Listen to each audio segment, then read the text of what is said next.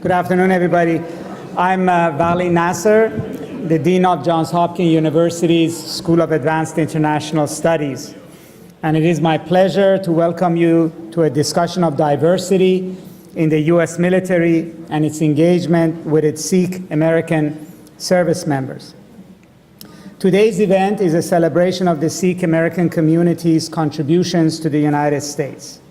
It is a story that goes back to World War I, when Sikh soldiers served in the U.S. Army. But we also gather to reflect on the overarching issue of diversity in the U.S. military. Despite its rich cultural traditions and history, the United States often struggles with how best to address change on issues of identity. However, thanks in part to the hard work of minority communities and organizations like the Sikh-American Veterans Alliance, progress has been made. From repealing Don't Ask, Don't Tell, to the U.S. Army allowing turbans, hijabs, beards, and dreadlocks, the military is changing. But how did it get there? What are the challenges that we have tackled along the way? And what was compromised in the hope of reaching consensus? And finally, what does the future hold for these issues? Today's conversation will delve deeper into these questions with a special focus on the efforts and experiences of the Sikh-American community to advance inclusion and diversity in the U.S. military. It is clear that the U.S. military and Sikhism share a similar commitment to loyalty, unity, and selfless sacrifice.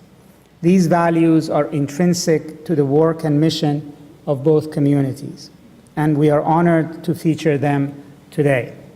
Today's event is co-hosted by Johns Hopkins University School of Advanced International Studies Strategic Studies Program, an academic program which explores the relationship between politics, geostrategy, and military power.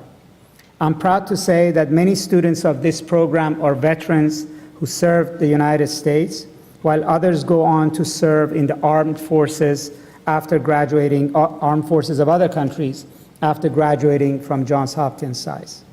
And so we engage in this conversation today not as outside observers, but active participants and stakeholders in the process. With that, thank you again for joining us, and I will now turn it over to Lieutenant Colonel Kamal S. Khalsi, the President of the Sikh-American Veterans Alliance.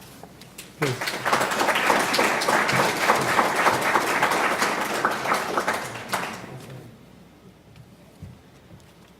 Thank you, Dean Nasser, for that amazing introduction. Some housekeeping first. I'd like everyone to please rise for our national anthem, featuring Gagandeep Singh, who's traveled all the way from Oregon for this.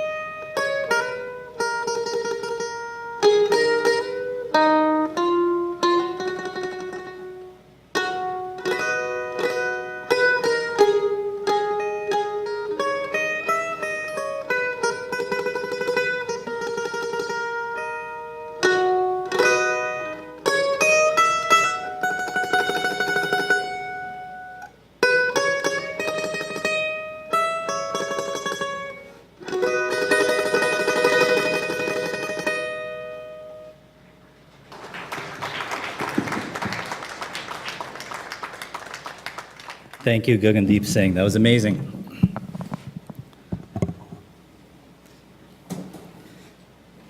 It doesn't matter how you play it or how you sing it. The national anthem always touches me, and I'm not special in that regard. Sikh Americans are all very, very patriotic. In fact, Sikhs have been serving since the early 1900s. We've got these beautiful historical photos of Sikhs on the front lines in World War I and II. In fact, over 80,000 Sikh soldiers died serving alongside Allied forces during the World Wars. And then we had a period when Sikhs could not serve in the U.S. Armed Forces, unfortunately.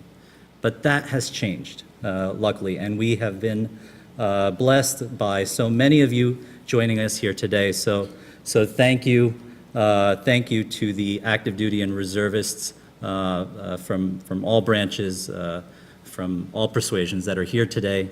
Thank you again, Dean Nasser. Thank you, Shamila Chaudhry, for being here, and the SICE team for putting together such an amazing program today. Thank you to our performers, our colleagues from the Department of Defense and Congress. Thank you, Rob Park, Alex Wagner, our panelists for their willingness to engage on this topic and help us move forward on these policy issues. Thank you, Truman. Thank you, Mike Breen. And thank you, General Hertling, for being here and for being a voice for us. When I was on my third day of active duty, I met General Hertling.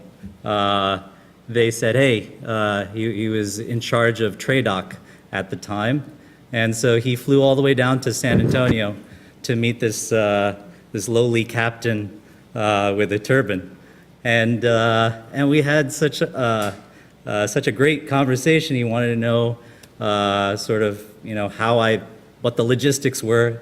I gave him a little turban, a patka. I don't know if you still have it. And he wears it time to time. So it was that very personal and very intimate encounter that first made me fall in love with the Army and made me love our military even more because of the people and the brotherhood and the connections that we were able to make. And when I deployed, it was more of the same. The people that I deployed with, my brothers and sisters, are people that I still keep in touch with. And there are things that you could talk with and connect with your deployed family that you can't say to your regular family. So it's been an honor to be a part of the organization.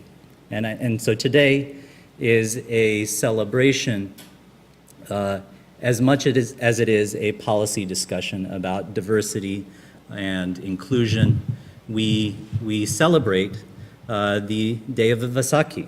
Now, Vaisakhi is the day that our 10th master, Guru Gobind Singh Ji, came out and said that this is what my Sikh should look like, that this is the identity that my Sikh soldier, my saint soldier should have.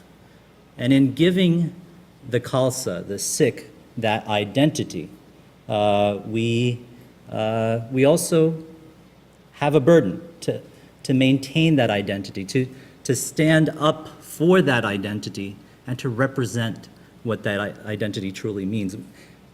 The 10th Master, Guru Gobind Singh, gave us this identity during a time when we were being hunted by the Mughals. There was a time when each Sikh head had a price on it. They said, bring us a Sikh head to the Mughal court and we will pay you, I forget what the amount was. It was a lot of money for the day. And only royalty and generals were allowed to wear turbans. It was a mark of royalty. And in fact, nobody else was allowed to wear a turban. So it was during that time, sometimes I joke sometimes that the best way to get a Sikh to do something is to tell them that you can't do this. So at the time, Guru Gobind Singh Ji, our 10th master, said, you know what? My Sikh will wear the turban. We will also keep arms, and that's when the tradition of the kirpan also became a major portion of the Sikh identity. And he said, my Sikhs will also ride on horses, all things that were outlawed at the time by the Mughal Empire. So we have a long history, not of only military engagement, but of social engagement, and to challenge and change the status quo. I hope to God we continue to do that. It's part of who we are. It's part of our identity. And I would be remiss if I didn't, at the very least, give a shout out to my beautiful wife, whose birthday it is today. So thank you, Mrs. Shinar Kelsey, for engaging on your birthday. It's great, you know, being a parent is so much harder being in the military. I remember when I was deployed, I was probably 6 or 7 months into the deployment, and my son Kabir at the time was only like 2 years old, and we were able to Skype somehow, amazingly. The stars lined up, and we were able to Skype, and Kabir asks me, "Dad, I miss you. Do you still remember me?" And it was just heartbreaking to hear something like that. So thank you everyone for your sacrifice. Thank you for being here. Let's celebrate. Let's kick off this program. And so I would like to bring upon to this stage Mr. Harjas Singh, who many of you know is an amazing filmmaker. We are going to be showing his film today. And I want him to come up here and tell you a little bit about it. And thank you, Harjas.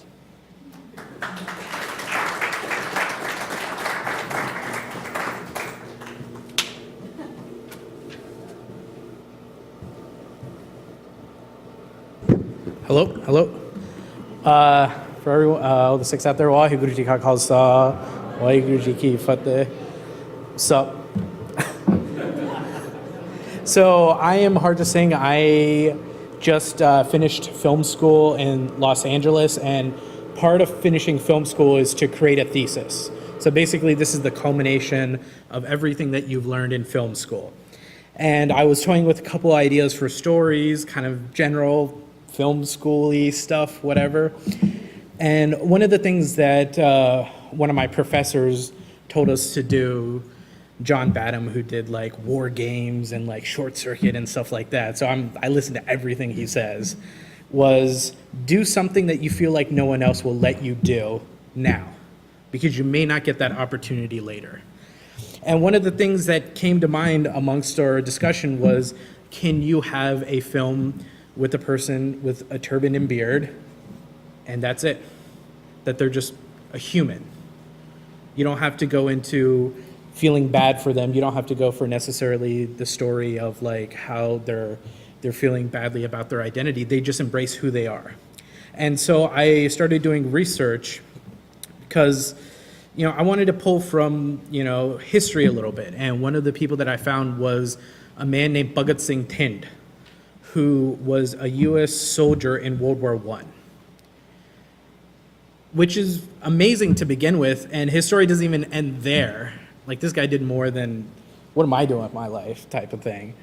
After he got out of the army was during the time of Asian Exclusion Act, where they basically said if you were not of Caucasian descent, you cannot have US citizenship. He was a US citizen before he went into the war, and afterwards, his citizenship was taken away. He was discharged from the army and told to leave the country that he was just willing to give his life for in Germany during World War I. And instead of leaving the country, he ends up fighting because he thought this country could be better. He fought the thing that he loved so it could be better. And he ends up becoming one of the first people to go in front of the Supreme Court to argue the definition of an American citizen. And I just thought that was an interesting human story. So that's kind of the intro for like the thesis. So we ended up making this film, and it is a student film. We shot it in like 8 days, but the thing is that like there's a lot of love that went into this, and there was a lot of support from Chapman University, Sikh Lens, all these organizations that were kind of rallying around it. Because can you have a human being with a turban and beard and that's it? They're just a human.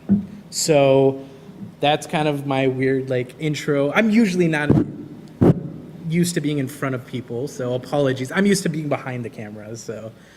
But I hope you guys enjoy the film, and I guess we're ready to start. My name is Shamaila Chaudhry. I am Senior Advisor to Dean Nasser here at SAIS. I am a proud Punjabi as well, so I'm very excited to be hosting this at SAIS. And I've worked in a variety of national security positions in the State Department, at the White House National Security Council, in the Obama administration, mostly working on South Asia and some diaspora issues. So I'm all the more excited that we're having this panel discussion today. And we have some excellent experts on the stage who have covered these issues from a variety of perspectives. And let me just say that the film was very moving. I think everyone's kind of reaction to it, you'll agree with me. And it sets up our conversation nicely because it gave us the historical context of this very big picture issue of diversity in the US military. And it shows us just how far we've come.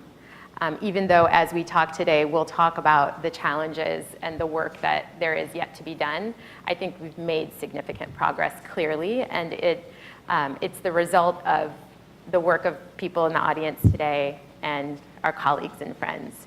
So thank you for bringing the film to us. That's exactly the kind of experience we want to have at SAIS, where we talk about policy and also incorporate members of the creative community into those conversations. Okay, so just a little bit of housekeeping. So I'm gonna ask each of the guests a question, we'll have a conversation, and then about 20 minutes in, we'll open it up for Q&A with the audience. So save your questions, I'm sure they're gonna be great questions. Save them for the Q&A, and we'll all be here afterwards during the reception as well. So let me just briefly introduce them before we get into the conversation. To my right is Tammy Schultz. She's Director of the National Security and a Professor of Strategic Studies at the US Marine Corps War College. She's held many thought leadership roles and fellowships. You can read books she's written, articles in the Washington Post, a variety of products are out there that you can learn about her views on diversity in the military, from Don't Ask, Don't Tell to current issues. So we're very grateful to have her here, and she's a graduate of SAIS Strategic Studies. So this is what you can do with a SAIS degree. So we're very proud. And I'm actually only like 20 years old. I was Elliot Cohn's research assistant, and I think that aged me about 25 years. Well, and you should tell everyone the degree is totally worth it, right? And the friends you make, right? Yes. Absolutely. Yes. And so next to her is Rob Park. He served as acting general counsel and principal deputy general counsel of the Department of the Army, and was also acting deputy general counsel of the Department of Defense. So welcome, Rob.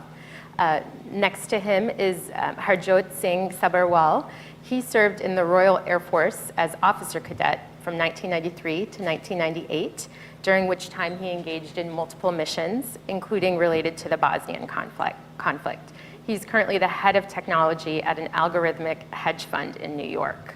Welcome. And to the far right, we have General Mark Hertling, who is a national security intelligence and terrorism analyst for CNN. He served 37 years in the US Army, retiring as the commanding general, US Army Europe, and 7th Army. He's also a grandpa with 5 grandkids. One was just born, I believe, and one of his sons also graduated from SAIS. So we're That's the one who's the father of the most recent grandson. That's right. So we're keeping SAIS it mafia. in the family. It is a mafia. although our campus in Italy does not like us to use that term. So it, it is not. Well, because it's too closely related to the government in Italy? It's not an Sorry. official terminology, but it is true. Okay, so Tammy, let's start with you. I had a really great conversation with Tammy yesterday about kind of her experience on this topic in the US military. She's worked on a variety of issues on, we say diversity, but I think it means inclusion and kind of integration of what is reality into these institutions that kind of are traditional and have their kind of ways of doing things.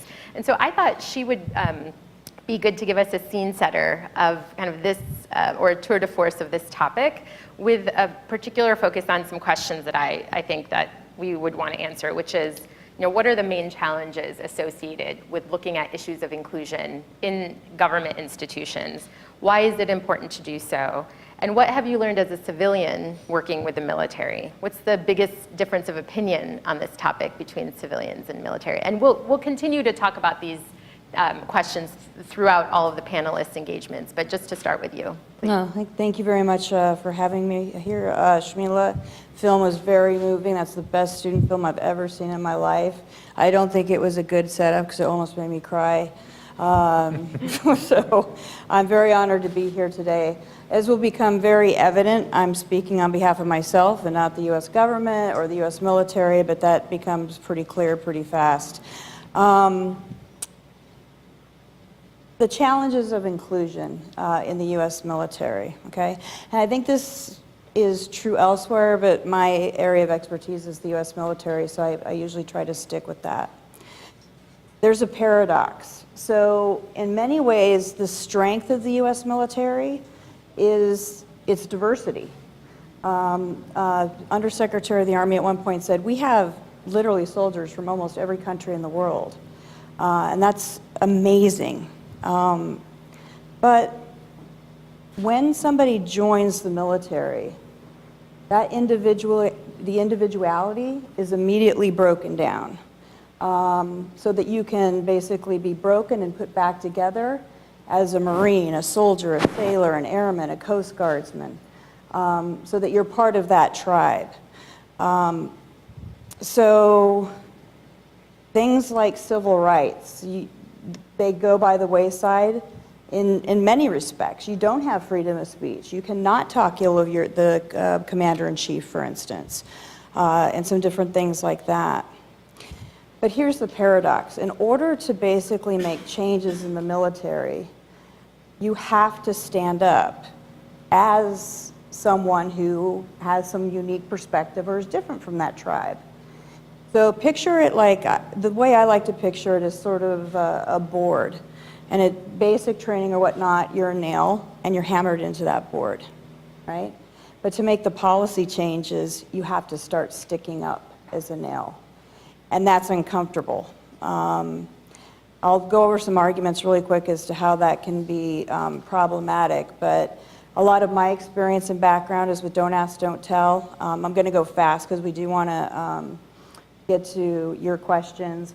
I have two books. One is The End of Don't Ask, Don't Tell, which has a variety of essays and whatnot in it, and then Attitudes Aren't Free. This one I have a chapter in which goes deeper into some of the arguments I'm about to give about what drives the military crazy about stuff like this, okay?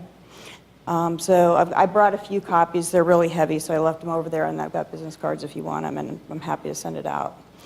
So when you stand up as a nail, usually one of two things is going to happen. You're going to get pounded back in, right, and you're just going to give up the fight, or you're going to continue to stick out. So I'm a civilian, and that'll sort of come back around, but I felt like during the Don't Ask, Don't Tell debate, I had to stand up for those who couldn't by law. Unfortunately, I did so when my fundamentalist Christian parents were in town. I don't know which they were more disappointed in, me being a Democrat or me being gay. I think it's like a race to the finish. I got death threats. The day Don't Ask, Don't Tell was repealed, my windshield was broken. Lots of crazy stuff. So here's the usual suspects in terms of the arguments that you will hear about inclusion for, frankly, this group or any other. It follows a normal pattern. So the first is that we have the best fighting force in the world, that our military does things that other militaries can't do. Ergo, we shouldn't be using our military for what's called social experiments, right? So the counter to that, in my mind, is if we have the best military in the world, you cannot make both arguments simultaneously. That we're the best and most professional military, and we can't handle somebody's turban and beard, or the fact that somebody may be gay. That to me is incongruous. The second is allowing for those displays of individualism, even though it's part of another group, actually undermines unit cohesion, which undermines military readiness. The problems with that is look at every study of this, because what they do not measure is actually combat effectiveness. They measure attitudes. Attitudes do not have to equal behavior, especially in combat. A third weird argument that I'm sure you have heard, I call it the slippery slope argument. If you allow Group X to do whatever in the military, what's next? So, if we allow turbans and beards, and then they go really weird places after that. Like gays can wear like chaps and whatever. It goes somewhere crazy, somewhere quick, and that one I just usually say it's just a diversionary tactic.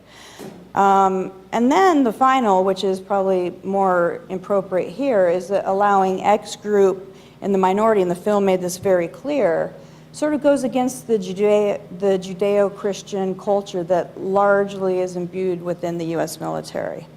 And to that, my answer is separation of state. State from religion, right? So despite the fact that there's this sort of, your civil rights are taken away, et cetera, there's some that should be allowed to remain and actually makes the military stronger. I think a diverse military is a stronger military. So Jamie Dimon, he's the chairman and CEO of JP Morgan Chase, said, if I pick my team from a diverse group of gender, ethnicity, nationality, and age, I guarantee I win every time. I would add other stuff to that. I have like tons of research, but I'm not going to bore you with it. Diverse teams make better teams, both at the strategic level all the way down to the tactical. How have I experienced this different as a civilian? I've been working with the U.S. military pretty much for my entire professional life. You're part of the in club, so I was the boss of, 3 military people, and they're always guys.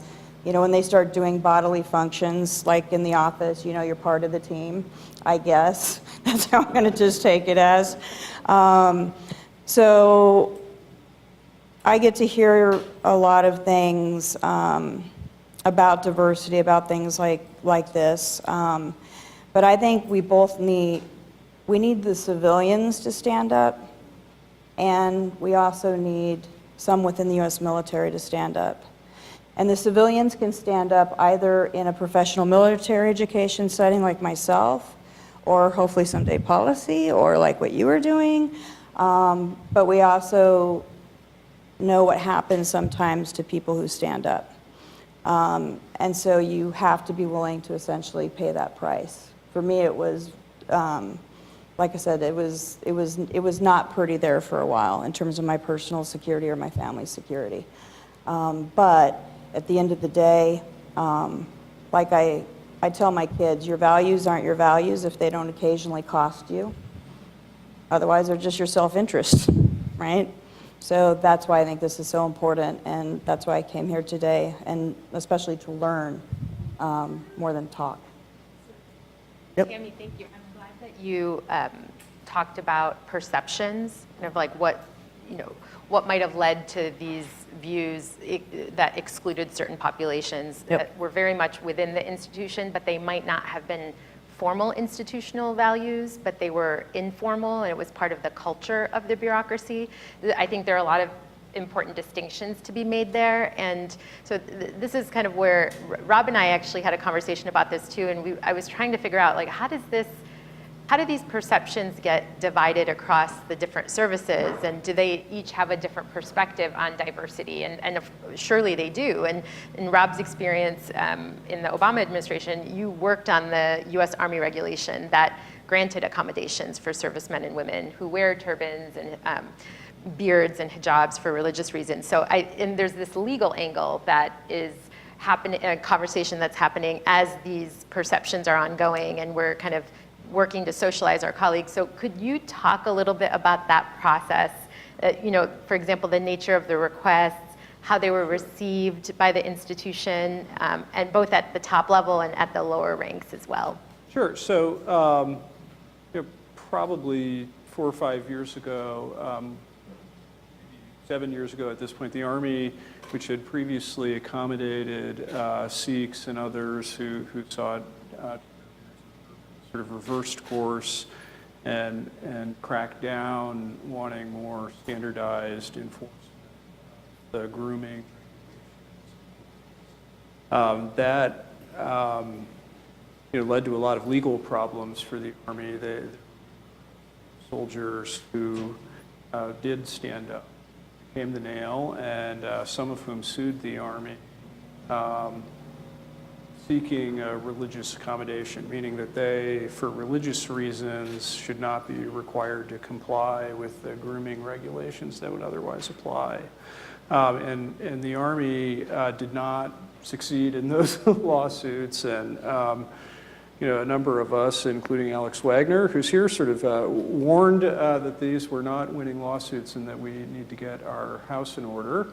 And over time, the Army gradually adopted a new policy that permitted Sikhs and others to seek religious accommodations, and where they would be routinely granted. And by the end of the Obama administration, I believe we'd granted somewhere in the range of 50 Sikhs and others so that they would be able to practice their faith without interference from the Army's grooming regulations. And my understanding is it's been a great success. You talked, Tammy mentioned, look at the studies of this issue, and the Army has conducted multiple studies of the effectiveness of units that have had Sikhs serving in them with full beard and turban. And my understanding is that every single one of those studies found that it was a great success.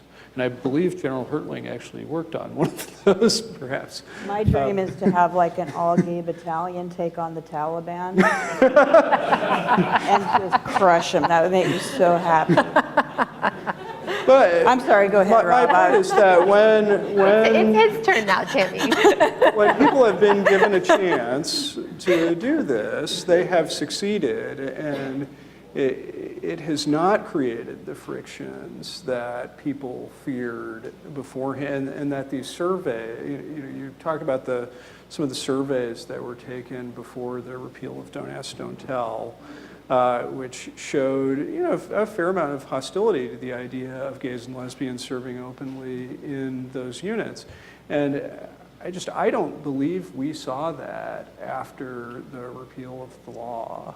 One chaplain resigned. Yeah, So, I mean, I certainly never saw it. Of course, I was hidden away in the Pentagon, but Could you detail some of those concerns in the context of the beard and turban debate? yeah, you summarized it very well, that there's this idea that you're sticking out as an individual, right? Yeah.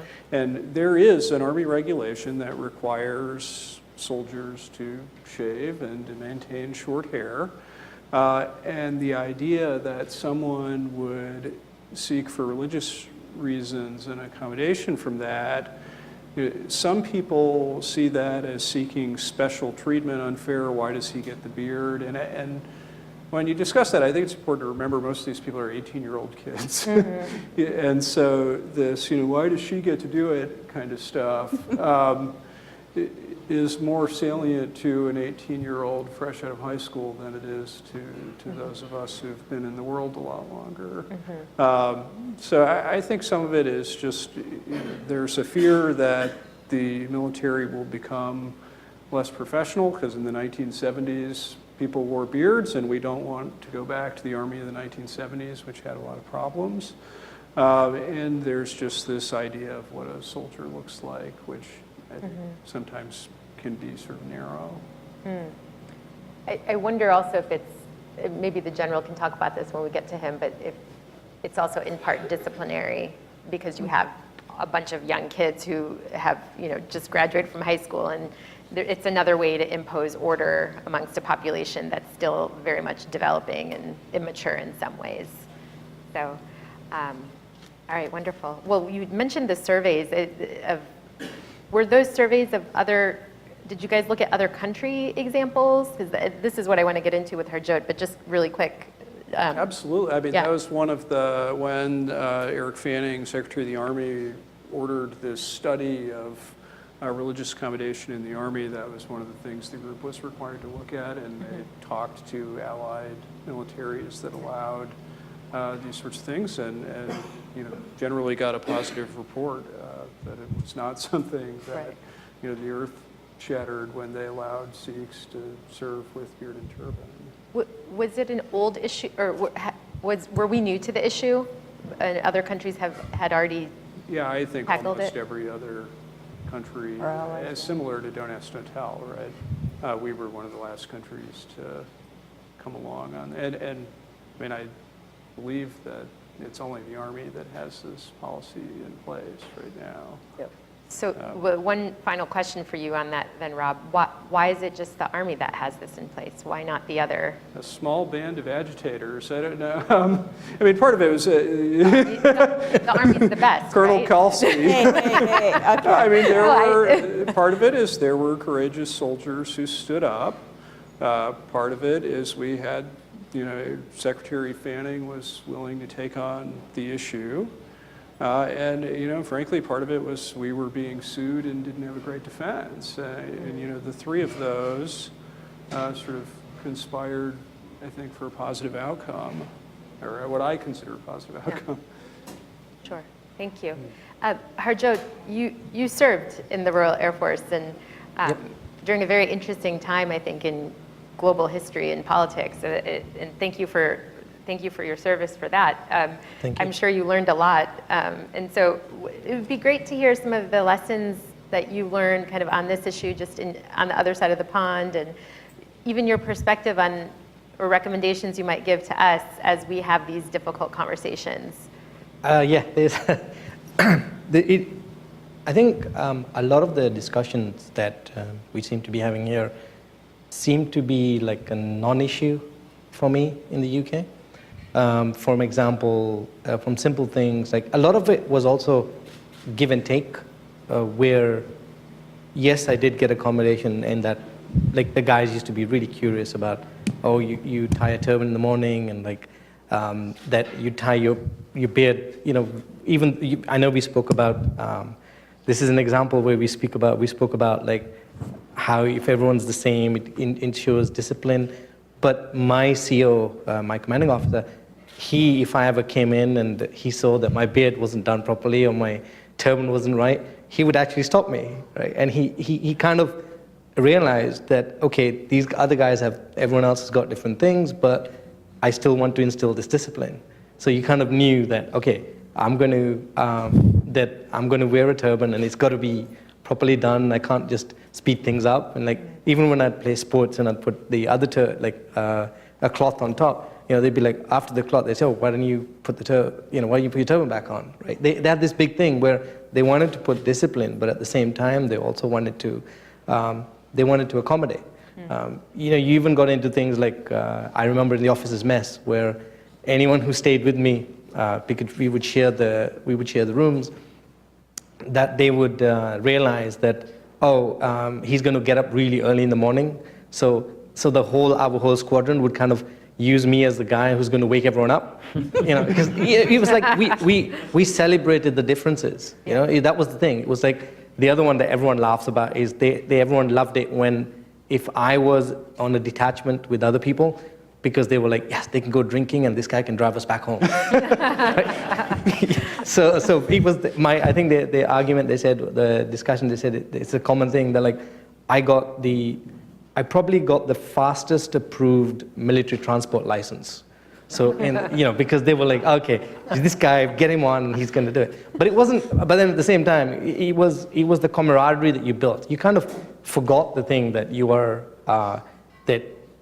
you kind of realize that you're all in this together. You're all fighting, you're all depending on each other for your lives. Like when we were doing the no-fly zone, we were flying the tankers that the US Navy, so they would fly up from the aircraft carriers, and we would do the no-fly zone. We would be flying over Bosnia and just refueling them. So I don't know if you know, when they take off with very little fuel. So we first filled them up. And we were depending on each other. There were situations where we had like 3 engine failures with just 1 engine left, and so it kind of built that, and that went beyond what you look like or what your thinking was. You became a family, and even to the extent where I've heard people talk about. So, and then you've also got to accommodate as well. So it's like like in the Air Force, the helmet contains all your communications, your oxygen mask, all of that attaches to that. And we were, I would go on to the pan, so where I pick up my aircraft, and just there I would quickly undo my turban, put my hair back and be with my helmet. And then when I got off the plane, I would swap. So it's like you set yourself up so that you actually did have that discipline. Maybe slightly different to what others had, but in all my time there, I never experienced anything that I thought was out of the ordinary. You just felt like you were one of the crew. I like that you described the mechanics of it. I mean, in fact, you have to do this in order to do your job. And I think maybe that just explaining it that way is helpful to people who are not familiar with this kind of thing. So I appreciate that. You give a really good example of an experience which is positive and where all of the participants are learning from each other and growing together and working towards a common mission. What about the institutional level of your experience? Did the institution deal with the issue differently, or because you still had to, correct me if I'm wrong, did you still have to file or request a religious accommodation? No. You didn't? No. Okay. Not with the Royal Air Force. Okay. I mean, to give you the example, in the Royal Air Force, when you go to stores to pick up equipment, they actually have a number for a turban. So you can actually get the blue Air Force turban as part of your Rex. So I didn't have, the one that I do remember is that we did have some Tornado pilots. So when we were training, so my QFI was an ex-Tornado qualified flying instructor, was an ex-Tornado pilot. And he had a concern about the oxygen mask initially. And then I met, I don't know if anyone remembers, during Operation Desert Storm, there was a UK pilot called Pablo Mason. So the guy who had he had a massive tash, right? It was like that big. And I met him. And he actually said to me, he goes, Haj, that's what they call me there. He goes, Haj, if anyone gives you any issue with regards to the oxygen, with the mask, tell them to call me. That's how he was strong. He was like, it has no issues. So you just get them to call me. He goes, and if anyone gives you a complaint after that, I'll bail out. And nobody wanted him out because he was an ace pilot, right? And so that's how they tended to, so it was, I don't know, maybe I'm being naive, but I never experienced any of, it was just like, you just went with the flow. Yeah. Well, this example is clearly the aspirational example for the United States to kind of follow, and I suspect it has been studied to a certain extent. What advice would you give us? Advice I'd give you? I think look beyond I think what the advice I would give is look at the actual studies that have been done. Depend on the data, not the feelings. And use the data to define what really makes a good soldier. And then also you've also got the other side, which is that the sort of people that will have difficulties and will complain actually aren't the sort of people that, once you can open that up, and then you will get people who will say, oh, I need something really special, I need that. And that's when you begin to realize that maybe your selection process wasn't right for them.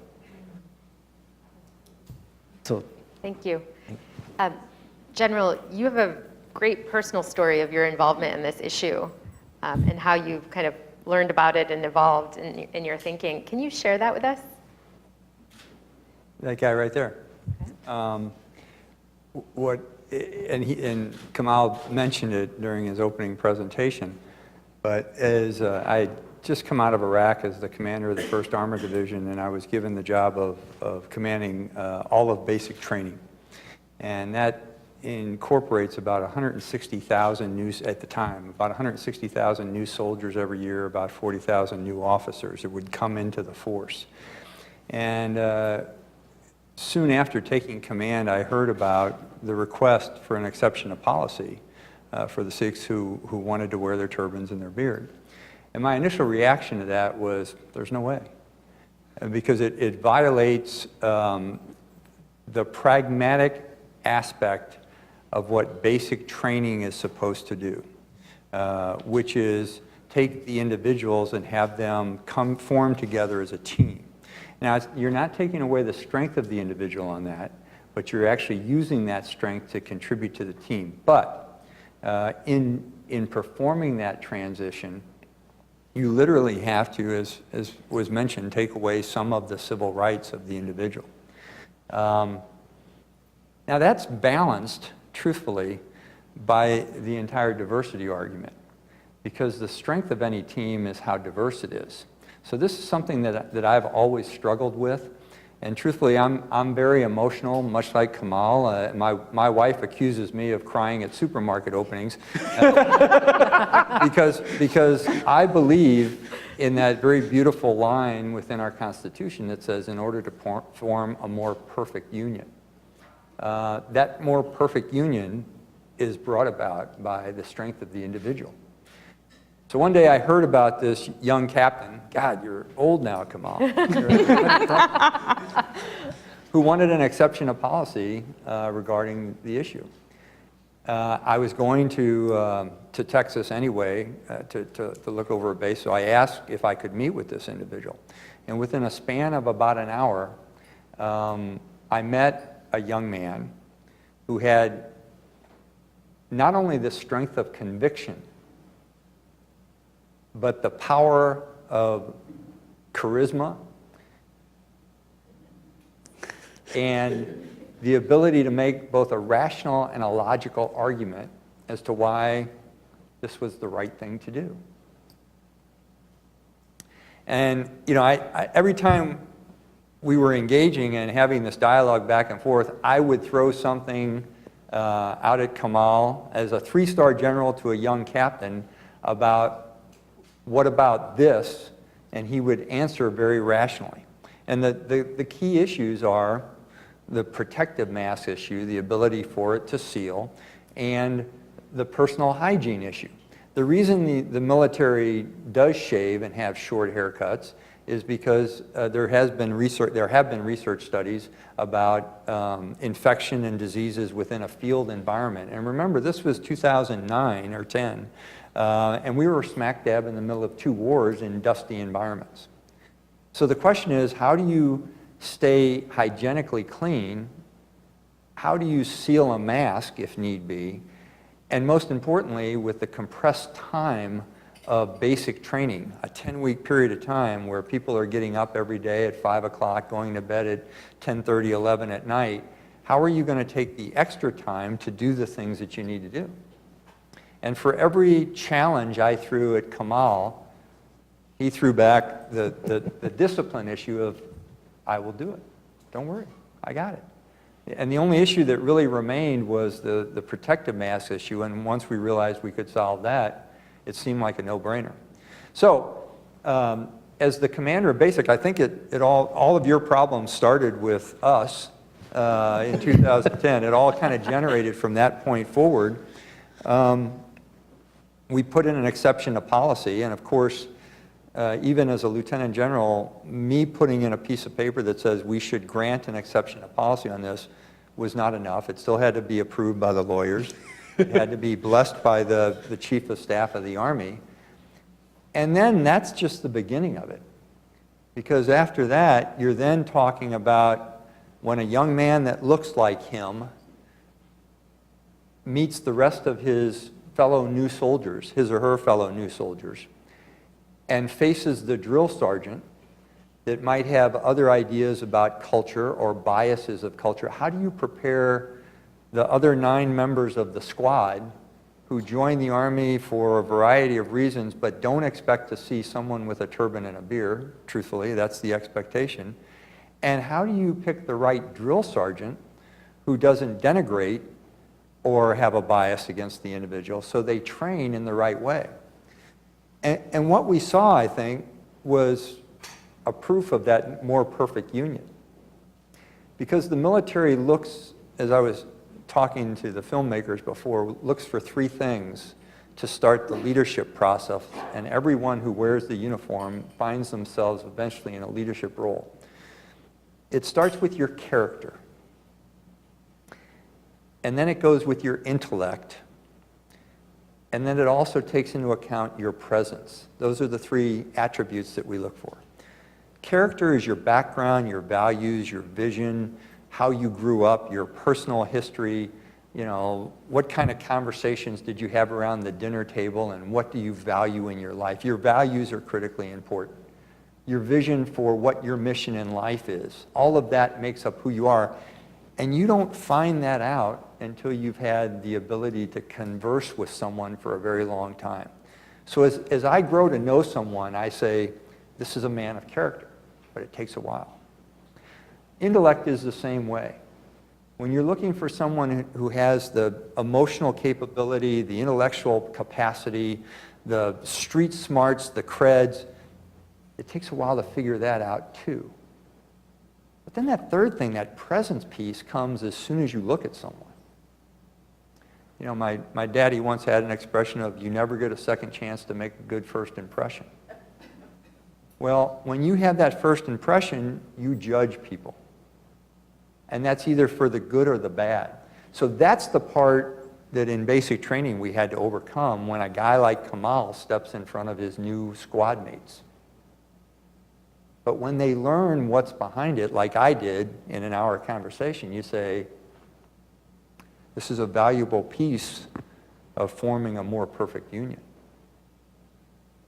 So I think that was the start of it all. And it was fascinating to me. I was at the military academy, my alma mater, West Point, a few weeks ago, and there's a Sikh in the Corps of Cadets wearing a scruffy little beard, not as well developed as some of you gentlemen, but with a turban in formation. And I knew that that we really had done something significant when Kamal graduated. And I don't know if it was your wife or your mother that made the turban for you. Was it? It was Mom. Yeah. So they had the ACU camouflage colored turban, which, unlike the Royal Air Force, we didn't have an issue item like that. I don't know if we do now or not, but Kamal had one of those and wore it proudly on the day that we issued the berets to the rest of the class, and presented me with one. And I knew that was significant event. Well, I feel like you should be up here, but so I'm going to break my rule as moderator. I'm going to say something about myself. It's going to turn back into a question for all of you. Growing up, I grew up around many people whose parents were doctors and lawyers and engineers, and everyone wanted to be those things. And so when I decided to go into government, everyone was like, what is she gonna, like, what is that? What is she doing? You know, and they didn't know what to say about what I did until I went to the White House, and then I was the coolest person in town. But I looked around in the foreign policy community, and I didn't see many people that looked like me. And I didn't need to have people that looked like me to kind of do good work, but it would have helped to have some examples to show my parents, hey, look, they did it, and it's not abnormal for them. And I think all of this conversation reminds me of that all the hard work that you all started is completely being socialized by other generations, and they won't see it as something that's extraordinary, even though it is. It'll just be normal, sort of like what the filmmaker said, is can't you just see them as normal people? And so I think that it sets the tone for a lot of good work that can be done in the future. And the question I have related to that is, when you think about the future, and you think about the changes underway in the United States in terms of demographics and the population growth and immigration, regardless of whatever the policy is, how do you plan for that kind of military and that kind of growth in the force when you still have to deal with issues like this, when this is only allowed in the Army at the moment? And I know several of you are doing work on this and talking about these things, so this is for anyone who wants to answer it. Let me jump on this one, because I just was in Carlisle, Pennsylvania earlier this week with some various people from the War College, and they asked me to come there as my first invite ever to the Army War College, because I graduated from National down the street here. But they were talking about strategic leadership in 2030. And they asked me, because I've done some work on leadership, to talk about the attributes and competencies of the senior strategic leader in the year 2030. Now that seems like a very long time away, but I graduated from our War College in 1998 and retired from the Army in 2013. So that's 15 years. Well, if you take the class of 2018, which is in the War College now, that's 2033, that they will be the 3 stars and the 4 stars of our force. And the attributes of that character, presence, and intellect, and the competencies of building trust, developing others, and achieving results, which are the 3 competencies, big buckets. Radical inclusion, because of the changing demographics of our country, is a critical character, intellect, and developmental requirement. Because our force in 2030, the U.S. Army I'm talking about, and the Joint Force, is going to be radically different than it is today, just because of changing demographics. And one of the things that is a requirement of a strategic leader is to look ahead and not get so involved in the problems of the day that you're not planning for what challenges you might face in the future. So if the demographics of our great nation are radically changed in 2030, then we have to have an approach toward radical inclusion that we don't have today. And it takes, again, I'll go back, it takes these young people right here who are going to be the generals of 2030 or the colonels of 2030, realizing today what they have to do to prepare for that. Because it doesn't happen overnight. You have to develop that next group of leaders. So just from a national security requirement, I mean, this isn't just a social experiment. This is no kidding what our nation requires in order to be sustainable and vibrant in the future, of including everyone that contributes to both our security and our growth. Can I just go? Please. I'm totally plagiarizing. I don't remember from whom, because it's been our nation is built on an idea, right? It's not built on one ethnicity. It's not based on one religion. It's on an idea. And I think that idea is sort of the radical inclusion. It's the diversity. So in terms of the future, in terms of demographics or whatnot, I think there's a demographic issue in terms of what the military is going to face, but also what future war looks like, right? And so one of the reasons we need the nails sticking up is because study after study shows that, and this is why you having the conversation with the general is so important, discrimination goes down when there's actually a face to it, right? Public opinion changes when there's actually a face to it. So the United States was behind, the U.S. military was behind public opinion on desegregation of African Americans. Ahead of it. We were way behind on Don't Ask, Don't Tell. One of the lessons we know is leadership is going to be key, but even with these demographics, less than 1% of the U.S. population serves. less than, I think, 25% can, because we're too big. Right. There's all sorts of things. And the interesting thing is, just take cyber. So it's not just the demographics that are going to have to change. I've heard conversations about maybe we need to change the physical standards, right? I don't need some buff, big-looking guy to do something in cyber. I want the best guy possible. And if he's got Cheeto stuff going down the front of his whatever and he's 300 pounds, I don't care if he can out-cyber somebody else. So there's a lot of challenges, I think, that are faced, but all the stuff that I've looked at said it's leadership. I would care about that. I know you. But if they do have the Cheetos and they're big, we'll they're make not them buff sharing? and get rid of the Okay, Cheetos, yeah. all right? Good point. All right, let's open it up for Q&A with the audience. We have mic runners, and please do introduce yourself and your affiliation, and make sure your question is a question. Right up here in the front, please. Thank you. My name is Steve Alpert. I'm an FOK, friend of Kamal, an admirer. I love the analogy of the nail sticking up. I think it's so perfect. I can see it, and I understand it. And General, I wanted to ask you the point of contact of that nail with the first hammer, which is the drill instructor.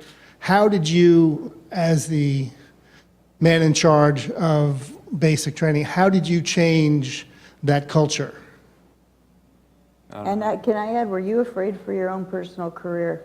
I'm sorry? Were you afraid for your career to sign and start that? Truthfully, I know this sounds hokey. I was continued promoted at different higher ranks because I think the Army wanted to show they were a sense of humor. They had a sense of humor, so I was never really fearful for a career. It was one of these kind of things where I had always determined I had gotten to a higher rank than I ever thought I would have.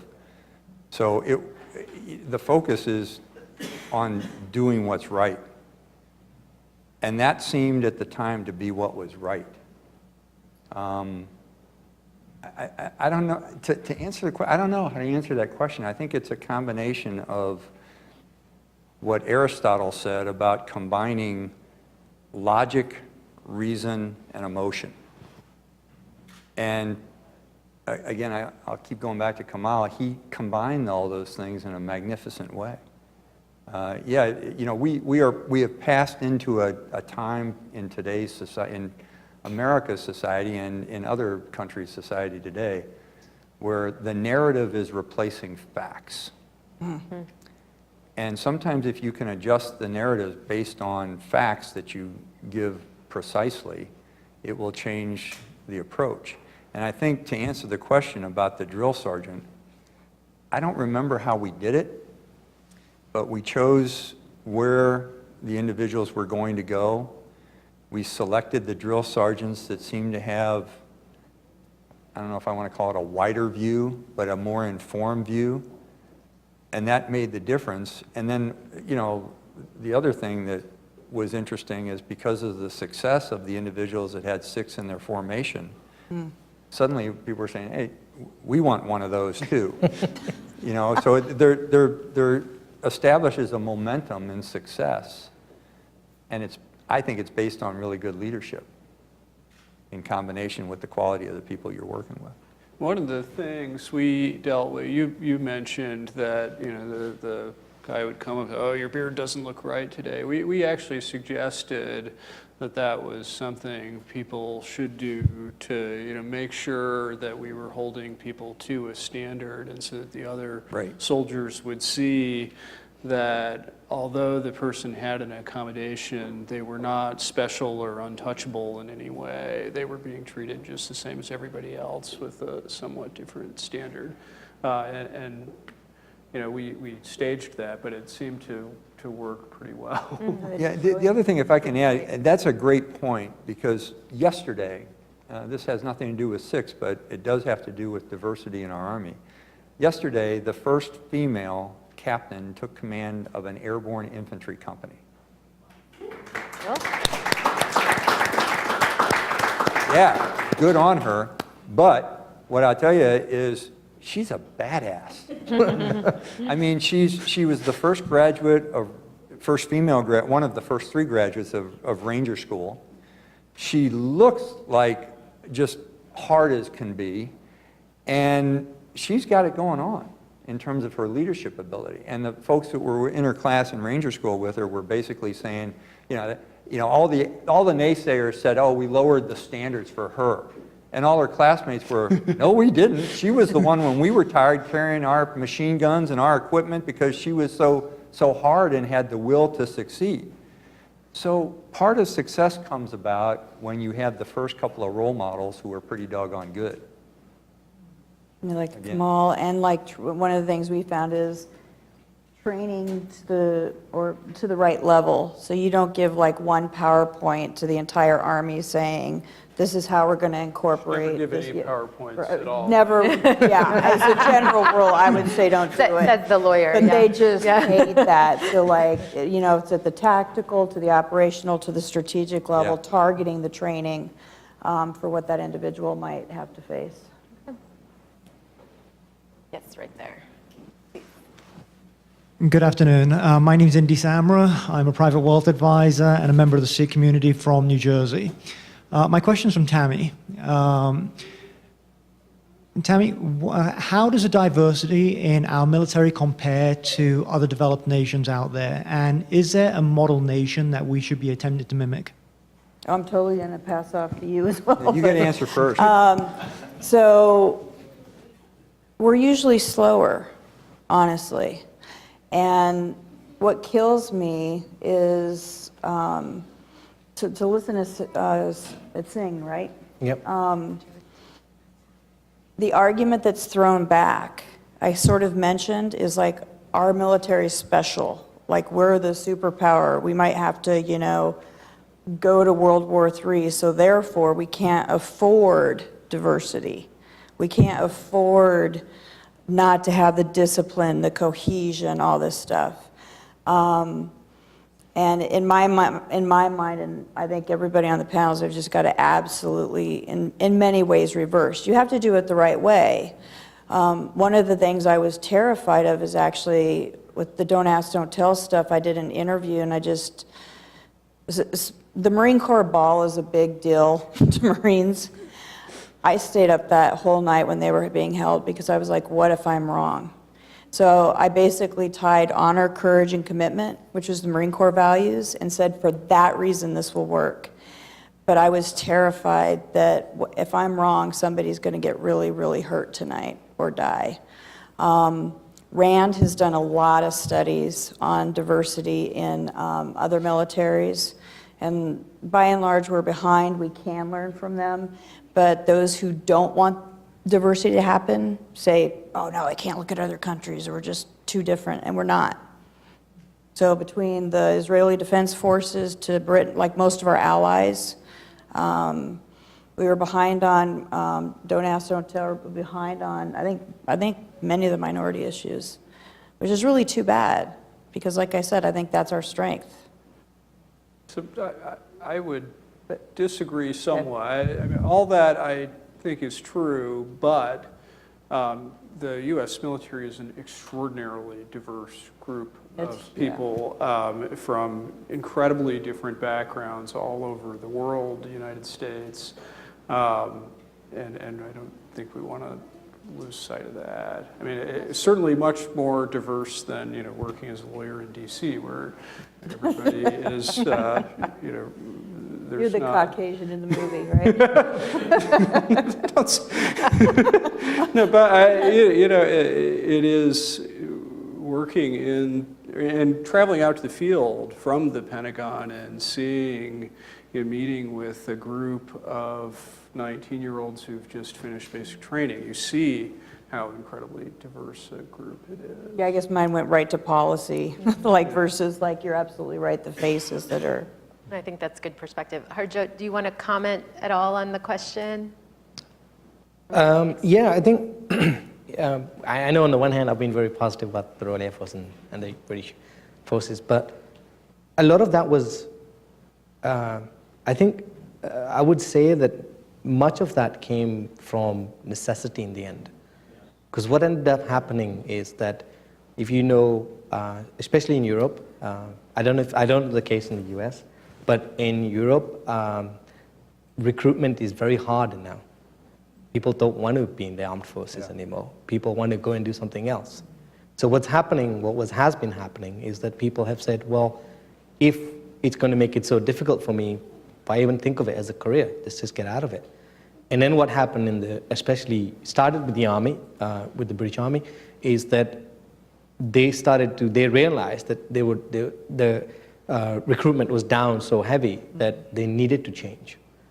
And this comes down back to the strategic thinking, that it seems that, I mean, at that time, when you're that young, you don't have all that strategic mindset. But especially when I heard generals speak about it, now you're realizing, oh, they did actually think about this. That now what's happened? So what happened is earlier, so they began to quickly adapt, and it was really nice, well done. I mean, come on, you guys know about the British, right? We will divide and conquer, and we'll make it look good for everyone, even though it was for our benefit, sort of scenario. So what they did was they turned it around and said, yeah, this is inclusion. We want to get people in. But the real truth, if you went down to it, was that they just did not have the people, and they wanted to open it up to everyone so that they could get the people. But as a side benefit, they ended up getting. Actually, they began to see some of these things that the studies are showing, which is that actually having this diverse army is actually really good for you. Simple example, like I know from the army side, like you speak with the guys who were as I know some guys who were in Afghanistan who were turban-wearing soldiers, and they had a very different experience, right? They were able to eat, and then the camaraderie that built up was also. It wasn't us and them anymore. It was just, oh, we're a group and we're coming in to help somewhere else. So I wouldn't say that it was, and in some respect, if you take it a very long time, you'll get into a situation where the US forces will do the same. But the problem is, like you're saying, that if you wait too long, by the time you start changing, it's a big oil tanker. It's going to take a long time to change. And if you don't start doing it now, by the time you think you're going to start doing it, it'll be too late. Yeah, I've actually studied this.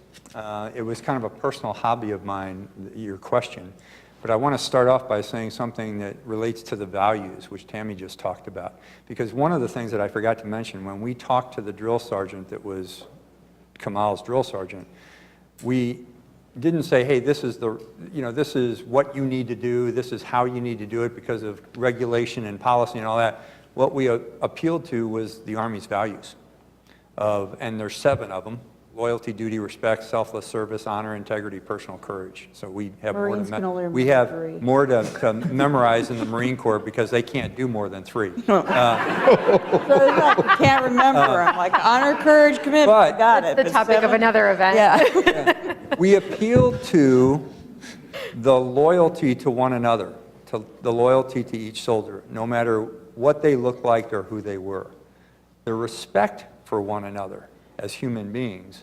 And then finally, the personal courage to stand up, because personal courage isn't on the battlefield, it's in the workplace too. The personal courage to stand up for what was right. And I think that's what kind of drove that drill sergeant to understand, oh wow, this is a personification of me living the Army values. That's number one. Number two, to answer your question, the diversity of the US military, I think, we don't share much in common with any other nation as being a nation of mutts, of being different groups of people. The only ones that I think really share that with us, to a degree, the British Army. But they're not diverse in terms of inclusiveness. They're diverse by units, except for the Air Force. So if you're in a Gurkha unit in the British Army, you're Gurkha soldiers all together. So it's segregated. Same with Sikhs, whatever. I would say the Israeli Army fits the same bill as we do. And they are diverse and inclusive. Women, minority, because they are nations of nations. The most recent one that I've seen in Europe during my time as commander of forces in Europe was the French army. And that was because of their colonial wars. They have a lot of Muslim soldiers, a lot of African soldiers, and because of challenges with discipline issue, they incorporate them into dissimilar units, so non-segregated units. So I would say the French and the Israelis are most like us. But the last thing I'd say is this, and it was interesting watching the film because it was fascinating the fact that we had a Sikh soldier with an Irish soldier. If you study the history of the United States military, you will find that we have a really bad habit of treating each generation of new immigrants in a very bad way. And the history of the Irish soldier in the American Army is awful. It's horrible in the 1840s, 1850s. And it wasn't until even in the film in the 1900s, that Irish soldier was still considered Paddy or Mick, the guy who was always drinking and getting in trouble. That's how he was portrayed. That was the segregation of the Irish soldiers. African Americans, Muslim soldiers, Hindu soldiers, Sikh soldiers. We have a bad habit of that until we get them fully integrated, because one person becomes the nail and stands up and makes something happen and starts a new trend. Thank you. We had some questions over here. Let's do Professor Wedgwood, who had her hand up first, and then we'll go to the gentleman behind her. I just had, I guess, a question on behalf of short people, which is that, and forgive me if I've used this joke before, but when I was a prosecutor, I'm short, I'm 5'0", and look utterly harmless, with a big kind of New York City grin on my face. And therefore people who were brought in as suspects, though I would always Mirandize them, would assume I was harmless, and therefore they could confess to me. And so I cleared a whole bunch of felonies just by looking sweet-natured. But I guess I wonder whether there's some kind of equivalent to that which I might not like so much, which is that he looks scarier than I look, because he's stronger, both these males. So when you're integrating heterogeneous people into a otherwise relatively visually uniform core, and it's almost a distraction to try to wonder whether I have Wonder Woman powers that compensate for my short stature, that is one of the limits to effective integration, that you don't want the varying attributes of people to be so distracting that a unit commander can't say, I have 12 of these and 6 of these, and know what the force strength is. Okay, so hold your thoughts. Let's take the other question, and then we can answer both at the same time, and we'll wrap up after that. Hi, I'm Alex Wagner. I work at the Aerospace Industries Association.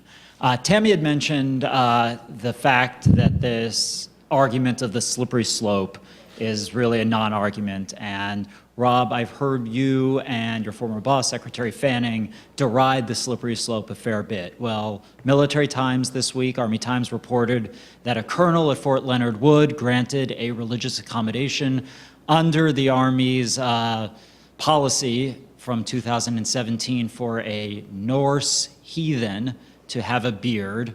And according to the Norse heathen religion, a beard is a cultural consideration, but it is certainly not a firmly held or sincerely held religious belief.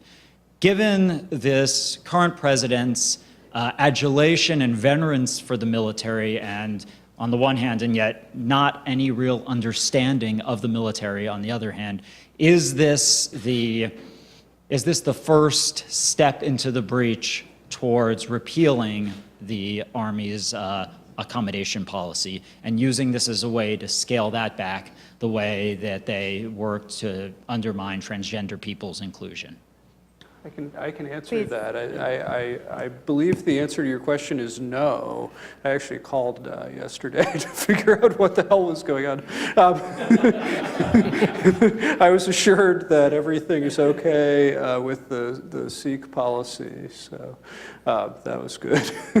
But it does sort of raise a question, because the policy was designed for, as Alex knows, because he was integrally involved in writing the policy, the policy policy was intended to address sincerely held religious beliefs and religious practices that were a required part of the religion. And so it's natural to worry that this is someone who's sort of making a mockery of that. And I don't know the case, and it's hard to judge the sincerity of someone's religious beliefs when you haven't met them, but it certainly raises those questions, and I suspect the Army headquarters will look into all that. But as Alex also knows, there are a lot of crazy things that happen out in the field in the Army, and when you're working at the Pentagon, some crazy thing like that pops up in the newspaper, and you're just like, they did what? So General Hertling, I'm sure, knows better than we do. But I think that it's possible this was one of those instances. I don't know. But I'd rather, from my standpoint, this is still my philosophy, and I want to go back to, because we didn't really answer your people who look like me question, which goes to Dr. Wedgewood's point. Like, I'd rather let the one crazy North heathen have the beard than deny it across the board, right? Like I'd rather let, that's my logic, I guess.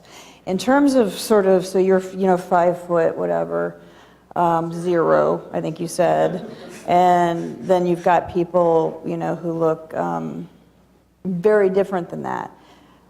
I think that's actually a good thing. So when I first came, my family has no idea what I do. Like, the only thing I can safely do when I go to Colorado is play dominoes, like, seriously.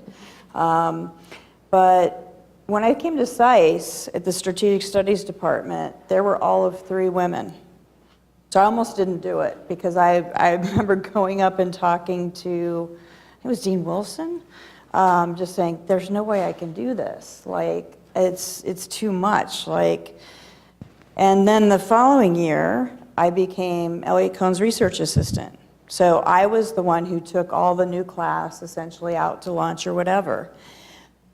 That year, we almost to this day now have 50% women.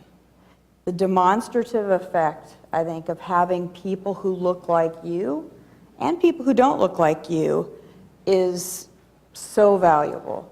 And I actually think it makes it like, we need the 5 foot. They don't think you're a killer to get the confession, but you are. Just as we need, the really rough and tumble general who could probably kill me with his finger. And I think all of that's important.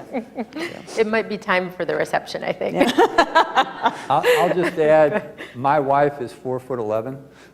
I'm not making this up, and I'm scared to death of her. Yeah. And but that's facetious. It's true, but facetious. The other thing that I learned, and this was one of those lessons that you quickly learn when you have combat experience, some of the toughest people that give you the most surprises are the ones you would never expect it from. So what I found is some of the true heroes in combat turned out to be the 5'1" soldier who never carried his own load, and suddenly, under tough conditions, they do miraculous things. So it taught me, don't judge people by first look. Okay. So thank you, everyone, for such a wonderful conversation and great questions. And I think we all learned a lot, and hopefully it's not going to take people suing the government for more change to happen, although that is to be expected. People are always suing the government. People are always suing the government, but clearly there's a legal approach towards affecting change on these issues, but there's also a very strong experiential approach that seems to be working really well, and I think this conversation is an extension of that. We've reached definitely new people here today, and just by virtue of having it at SAIS, I don't believe that we've had an event like this at the school before. So this is really cool. Yeah, and it incorporated many different components of our kind of educational philosophy. We learned through film, through personal experiences, and policy discussions. So, but before we thank the panelists, we should thank the children. I mean, talk about military discipline. Yeah. They did a great job. Kids, you get whatever candy you want. Job. You guys were awesome. And I think ice cream afterwards. there's reception. Is Kamal here? Does he? Oh, there you are. Okay, please. Why don't you The ice cream. go ahead and? I know, right? I think I'm that parent.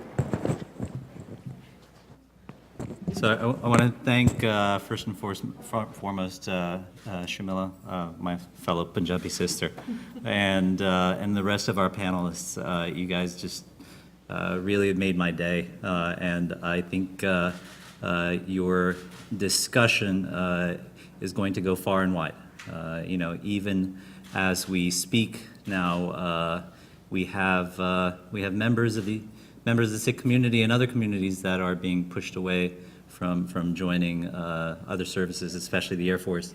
So you know, we're going to continue to fight, and I say this in my personal capacity, not as a soldier, not as a representative of the DoD, but I think it's important to continue to fight for minorities and continue to be diverse, continue to be inclusive. And going back to that drill instructor that you guys have heard so much about today, the first day of my basic training, I showed up, and the drill instructor, you know, you have to imagine a crowd of maybe 200 to 300 officers, and that was my class. He pulls me out of formation this first day and stands me up, and he says, "The Army comes in many shades of green. And if any of you have a problem with Captain Kelsey, tell me now." And I'm like, "Are you sure, sir? Maybe we should do this in a smaller group first, you know." And he's like, "No, be okay." And so, and everybody applauded. And they weren't applauding me. They were applauding the Army for making this happen. And so I applaud the Army, I applaud our military, I applaud all of you because you're part of the machine. And thank you for taking the time out to come here today. And so now I'm going to invite our amazing instrumental performers to come up on stage and give us a quick performance. And then we will transition into our reception area. So thank you.